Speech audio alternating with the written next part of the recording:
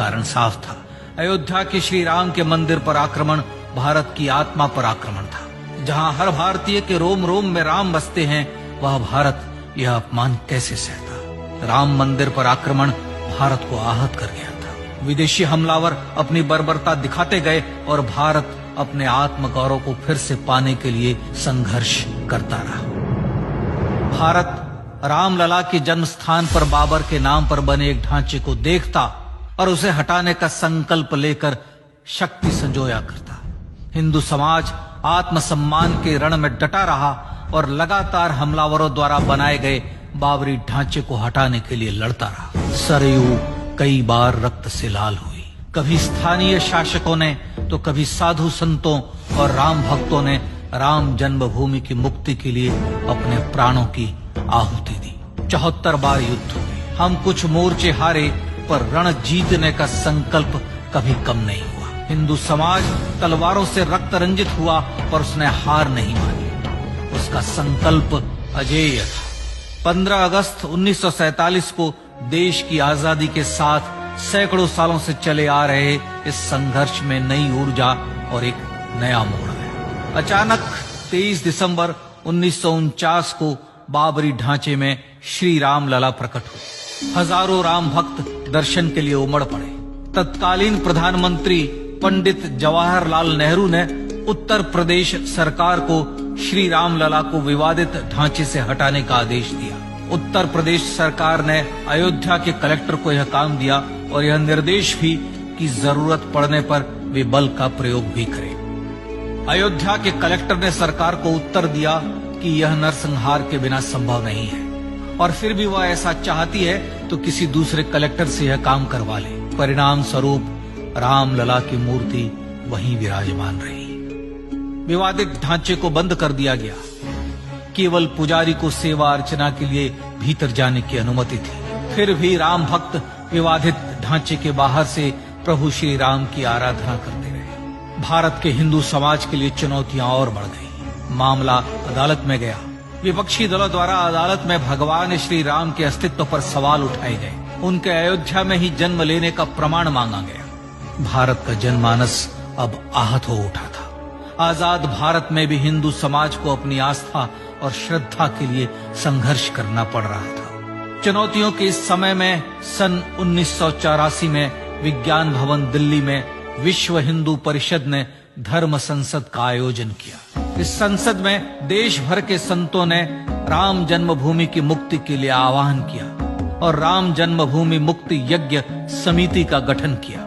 धर्म संसद ने राम जन्मभूमि की मुक्ति और वहां भगवान श्री राम के भव्य मंदिर बनाने के भारत के जनमानस के संकल्प को फिर से दोहराया। विश्व हिंदू परिषद के नेतृत्व में मंदिर निर्माण के लिए पूरे देश में अभूतपूर्व आंदोलन की शुरुआत हुई। श्री राम जन्मस्थली मुक्ति यज्ञ समिति के साथ देश भर में राम जानकी की रथ यात्राएं निकली। राम लीलाओं में राम कथा के माध्यम से भारत का आम जन फिर से जुटा।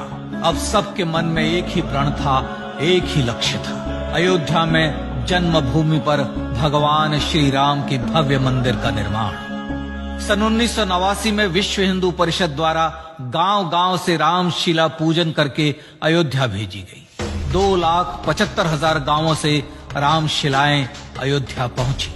भव्य राम मंदिर के शिलान्यास का निर्णय हुआ। पूज्य संत महात्माओं और हिंदू समाज के अन्य प्रमुख नेताओं के निर्णय के अनुसार अनुसूचित जाति के प्रमुख नेता श्री कामेश्वर चौपाल ने 9 नवंबर 1989 को मंदिर निर्माण का पहला पत्थर रखा। राम जन्मभूमि पर मंदिर निर्माण के लक्ष्य की पूर्ति के लिए सन 1990 में सोमनाथ से अयोध्या के लिए श्री लाल कृष्ण आडवाणी ने रथ यात्रा की शुरुआत की। देश में जन भावनाओं का ज्वार उमड़ने लगा। श्री लाल कृष्ण आडवाणी के रथ यात्रा के साथ साथ मंदिर के लिए जन समर्थन बढ़ने लगा और छद्म सेकुलरवाद बेनकाब होने लगा। इस जन आंदोलन को रोकने की तमाम कोशिशें हुई, पर सब व्यर्थ हुई। विश्व हिंदू परिषद ने देशवासियों से अयोध्या में जन्मभूमि पर मंदिर निर्माण के लिए 30 अक्टूबर और 1 नवंबर 1990 को कार सेवा का आह्वान किया। परिणाम स्वरूप लाखों राम भक्त कार सेवा के लिए देश के कोने कोने से अयोध्या आए। इससे देश की एकात्मता का विराट दर्शन हुआ।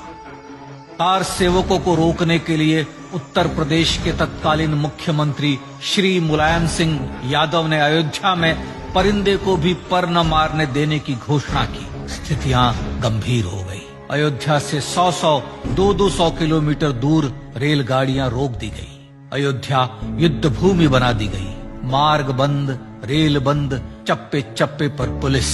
अयोध्या सैनिक छावनी में बदल गई। राम नाम पर ऐसी पाबंदी कि अर्थी ले जा रहे लोगों तक को रोका गया, क्योंकि वे राम नाम सत्य कह रहे थे। लेकिन सैकड़ों किलोमीटर की यात्रा कर कार सेवक अयोध्या पहुंचने लगे। राम के गीत गाते, होठों पर हंसी और पांव में छाले लिए राम काज के लिए राम भक्त देश विदेश से अयोध्या पहुंच ही गए।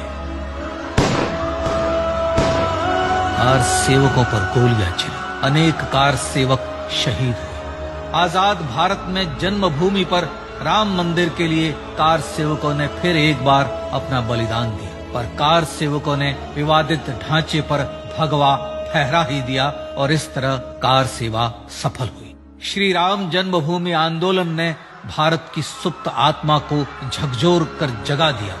विश्व हिंदू परिषद ने फिर एक बार 6 दिसंबर 1992 को कार सेवा का आह्वान किया। राम भक्तों को कार सेवा करने देने के लिए अदालत में प्रार्थना की गई, पर अदालत ने कोई निर्णय नहीं दिया। परिणाम स्वरूप बौद्ध, जैन, सिख, स्वामीनारायण संप्रदाय, गायत्री परिवार, हर पंथ मत विचार के हिंदू एकत्र हो गए। छूत अछूत का भेद मिटा, जाति की पहचान मिटी। हम सब हिंदू, हम सब सिंधु बन गए।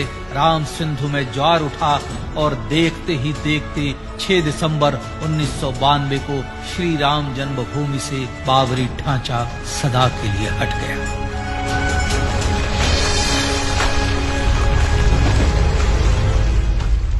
यह क्षण शौर्य, न्याय और सत्यमेव जयते का क्षण था।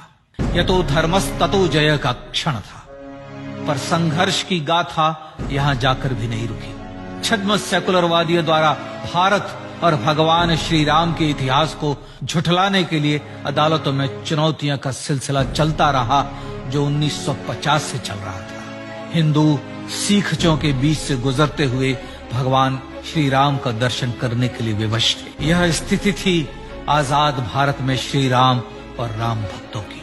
पर सत्य को तो जीतना ही था। आखिरकार देश के सर्वोच्च न्यायालय के 5 जजों की खंडपीठ ने 9 नवंबर 2019 को ऐतिहासिक निर्णय दिया और यह कहा कि अयोध्या जन्मभूमि परिसर की पूरी 67 एकड़ भूमि रामलला की। और न्यायालय ने भारत सरकार को जन्मभूमि पर मंदिर बनाने के लिए एक ट्रस्ट बनाने का आदेश दिया।